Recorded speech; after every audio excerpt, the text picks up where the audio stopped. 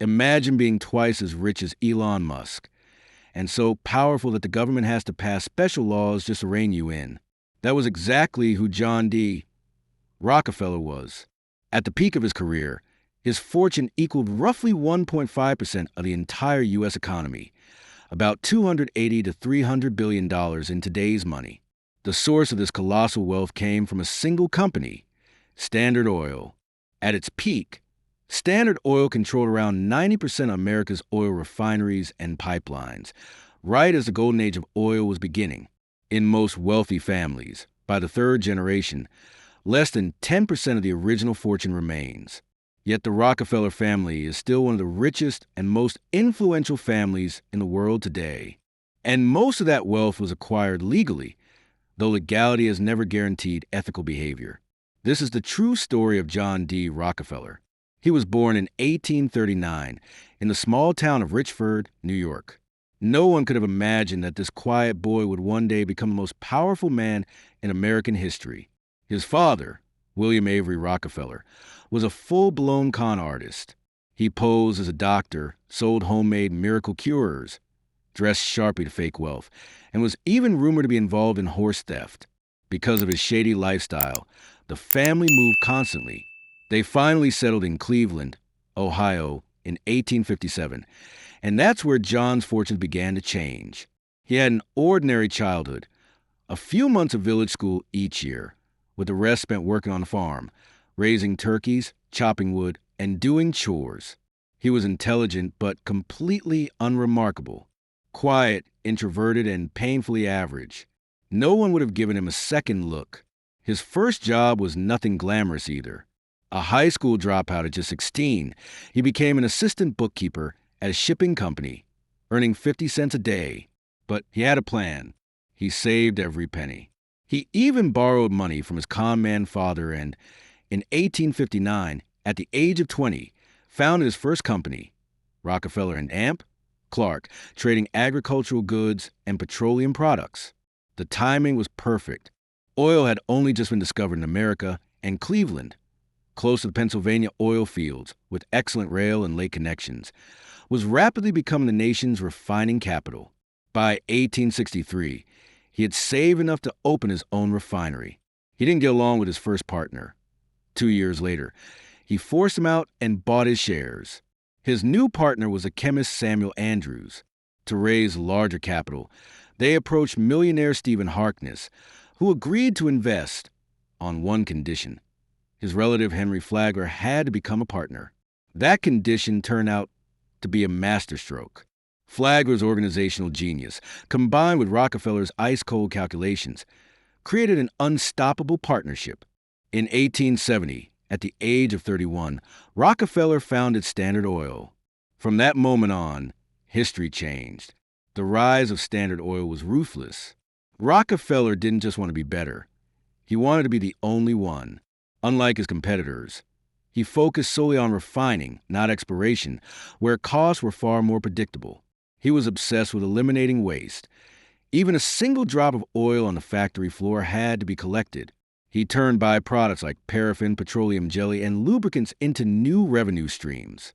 He bought sulfur-heavy, sour oil that others avoided, removed the sulfur, and turned what looked like garbage into gold. But his real weapon was monopoly strategy itself. In just 3 months, in 1872, he bought out, bankrupted, or forced into surrender 22 of Cleveland's 26 rival refineries. Through secret railroad rebates and backroom deals, he secured shipping costs far lower than anyone else could achieve. Competitors either joined him or disappeared. By the 1880s, Standard Oil controlled nearly 90% of U.S. oil refining. The company was described as an octopus, its tentacles wrapped around railroads, banks, politicians, and even the White House. But the golden age couldn't last forever. Journalists, politicians, and the public turned against him. In 1911, the U.S. Supreme Court ruled that Standard Oil violated the Sherman Antitrust Act and ordered it broken up into 34 separate companies. Today's giants, Exxon, Chevron, BP, all trace their roots back to these fragments. Ironically, the breakup made Rockefeller even richer. His shares skyrocketed to nearly $900 million. But his health collapsed. Stress led to total alopecia. He lost all his hair and became thin and pale. At just 56 years old, he stepped away from daily business operations. One often overlooked detail about John D.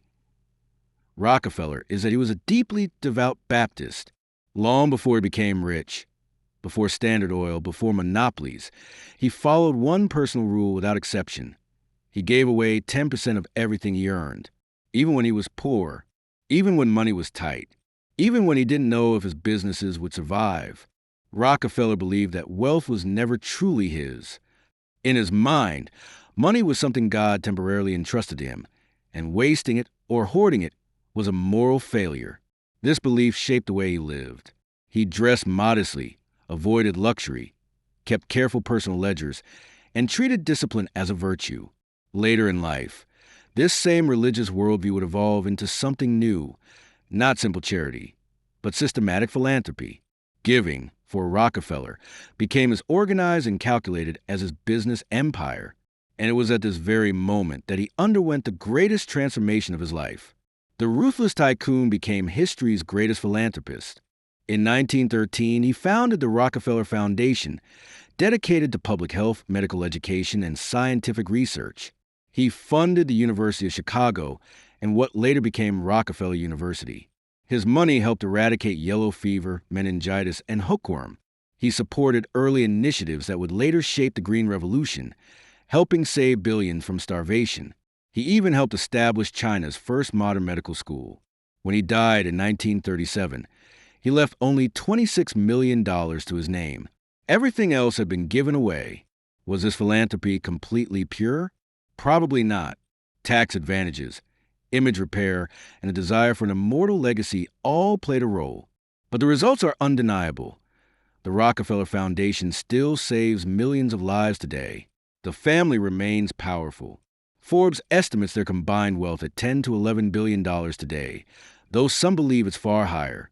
In 2016, they completely divested from fossil fuels. They continue to produce senators, governors, and bankers. Through family offices and irrevocable trusts, the fortune has survived across generations.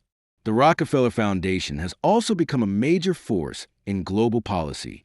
Its influence touches the United Nations, the World Health Organization, and beyond. Critics call it soft power.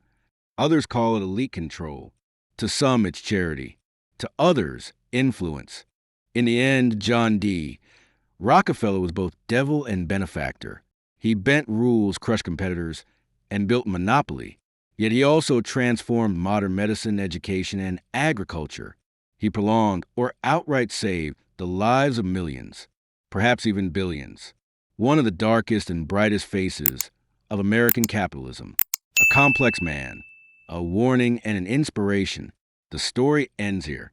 Huge thanks to everyone who watched until the end. If you enjoyed it, please hit the like button, subscribe to the channel, and turn on notifications. See you in the next deep and dark story. Take good care of yourselves. Goodbye.